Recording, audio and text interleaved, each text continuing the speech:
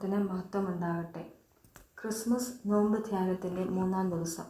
വേദഭാഗം വിശുദ്ധ ലൂക്കോസിൻ്റെ സുവിശേഷം 1-ാം അധ്യായം 24-ാം വാക്യം. ആ നാളുകൾ കഴിഞ്ഞിട്ട് അവൻ്റെ ഭാര്യ എലിസബത്ത് ഗർഭം ധരിച്ചു. ഇന്നത്തെ ധ്യാന വിഷയം എലിസബത്ത്, ദൈവം എൻ്റെ അപമാനം നീക്കി. ലോകരക്ഷകനായ യേശു കർത്താവിൻ്റെ പാതയൊരുക്കുവാൻ വന്ന യോഹന്നാൻ സ്നാപകൻ്റെ അമ്മയായ എലിസബത്തിൻ്റെ വാക്കുകളാണ് ഇവ. സഖരിയ പുരോഹിതൻ്റെ ഭാര്യയായിരുന്നു എലിസബത്ത്. ഇരുവരും ദൈവസന്നിധിയിൽ നീതിയുള്ളവരും കർത്താവിൻ്റെ സകല കൽപ്പനകളിലും ന്യായങ്ങളിലും കുറ്റമില്ലാത്തവരുമായിരുന്നു. മാതൃകാപരമായ കുടുംബജീവിതം ഇവർ നയിച്ചു. കുടുംബജീവിതത്തിൻ്റെ പൂർത്തീകരണമായ സന്താനോൽപാദനത്തിന് കഴിവില്ലായിരുന്നു എലിസബത്തിന്. സന്താനങ്ങൾക്ക് വേണ്ടിയുള്ള നിരന്തരമായ പ്രാർത്ഥന കഴിച്ച അവർ പ്രായമേറിയപ്പോൾ ഇനി നമുക്ക് മക്കളുണ്ടാവില്ലെന്ന മുൻവിധി നടത്തി. ഇസ്രായേലിൽ അക്കാലത്ത് മക്കളില്ലാത്ത സ്ത്രീകൾ നിന്ദാപാത്രങ്ങളായിരുന്നു. വന്ധ്യത ദൈവശിക്ഷയായി കണക്കാക്കപ്പെട്ടിരുന്ന ആ കാലത്ത് സമൂഹത്തിൻ്റെ കുത്തുവാക്കുകൾ എലിസബത്തിനെ വളരെ വേദനിപ്പിച്ചു. എങ്കിലും കർത്താവിൻ്റെ ഹിതത്തിന് പൂർണ്ണമായി വിധേയപ്പെട്ട് വിശ്വാസത്തിലും പ്രാർത്ഥനയിലും ജീവിക്കുവാൻ അവർക്ക് കഴിഞ്ഞു. വ്യക്തിപരമായ ദുഃഖങ്ങൾ ദൈവിക പ്രതിബദ്ധതയിൽ നിന്നും അവരെ അകറ്റിയില്ല. ആ സമയത്ത് ലോകരക്ഷകനായ കർത്താവായ യേശു ക്രിസ്തു മനുഷ്യ അവതാരം ചെയ്യുവാൻ സകലതും ദൈവത്താൽ ക്രമീകരിക്കപ്പെട്ടിരുന്നു. ഇസ്രായേൽ ജനവും അവരുടെ വീണ്ടെടുപ്പിനും രക്ഷയ്ക്കും വേണ്ടി മശിഹായെ കാത്തിരിക്കുകയായിരുന്നു.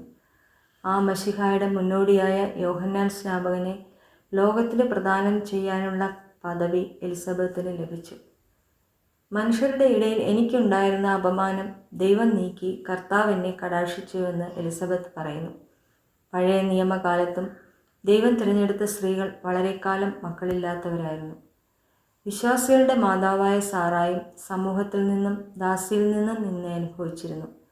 എന്നാൽ ദൈവത്തിൻ്റെ വാഗ്ദത്തപ്രകാരം വൃദ്ധയായ സാറായിൽ ദൈവം അത്ഭുതം പ്രവർത്തിക്കുകയും വാഗ്ദത്ത സന്തതിയായ ഇസഹാക്കിനെ നൽകുകയും ചെയ്തു. യഹൂദന്മാരുടെ ഇടയിൽ ഒരു സ്ത്രീക്ക് മക്കളില്ലാതിരുന്നാൽ അവൻ അപമാനിതയും ശാപഗ്രസ്തയുമാണ്. ഹന്ന തൻ്റെ പ്രതിയോഗിയായ പെനീനായിൽ നിന്ന് സഹിച്ച ക്ലേശങ്ങളുടെയും എലി പുരോഹിതൻ്റെ പരിഹാസത്തിൻ്റെയും കയ്പായ അനുഭവങ്ങളിൽ നിന്ന് ദൈവം അവൾക്ക് ശമൂവേൽ ബാലനെ നൽകി അനുഗ്രഹിച്ചു. സമൂഹത്തിൻ്റെ നിന്ദാപാത്രമായിരുന്ന എലിസബത്ത് മാനപാത്രമായി മാറി. മശിഹായുടെ മുന്നോടിയായ യോഹന്നാൻ സ്നാപകൻ്റെ മാതാവാകുവാൻ എലിസബത്തിനെ ദൈവം ഉയർത്തി.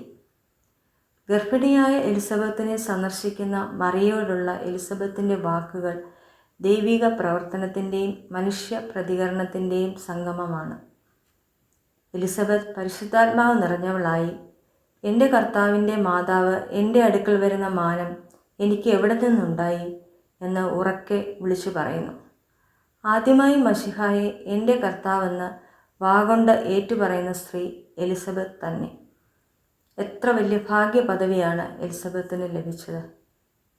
എലിസബത്തിനെ കുറിച്ച് അവസാനമായി നാം കേൾക്കുന്നത് സ്ത്രീകളിൽ നിന്ന് ജനിച്ചവരിൽ യോഹന്നാൻ സ്നാപകനേക്കാൾ വലിയവൻ ആരും എഴുന്നേറ്റിട്ടില്ല എന്ന് നമ്മുടെ യേശു കർത്താവ് സാക്ഷിക്കുന്നതാണ്. അതും എലിസബത്തിന് മാത്രം ലഭിക്കുന്ന അംഗീകാരവും ആദരവും ആണ്. എലിസബത്തിൻ്റെ പ്രഖ്യാപനത്തിൽ എളിമയുള്ളവരിലൂടെയും എളിയവരിലൂടെയും പ്രവർത്തിക്കുവാനുള്ള ദൈവത്തിൻ്റെ തിരഞ്ഞെടുപ്പ് നാം കാണുന്നു.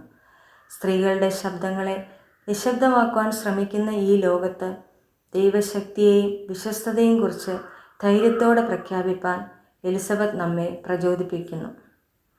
നമ്മുടെ ജീവിതത്തിലും നിന്ദയുടെയും പരിഹാസത്തിൻ്റെയും പല നിമിഷങ്ങൾ ഉണ്ടാകുമെങ്കിലും കർത്താവിനെ മഹത്വപ്പെടുത്തുവാൻ ലഭിക്കുന്ന അവസരങ്ങളായി അത് മാറുന്നു. ആത്മാവിനാൽ നിറയപ്പെട്ട് ദൈവത്തിൻ്റെ ഇടപെടലും സാന്നിധ്യവും തിരിച്ചറിഞ്ഞ് ദൈവിക അനുഗ്രഹങ്ങൾ ധൈര്യത്തോടെ പ്രഖ്യാപിക്കുവാൻ എലിസബത്തിനെ പോലെ ദൈവം നമ്മെയും സഹായിക്കുമാറാകട്ടെ. ആമേൻ.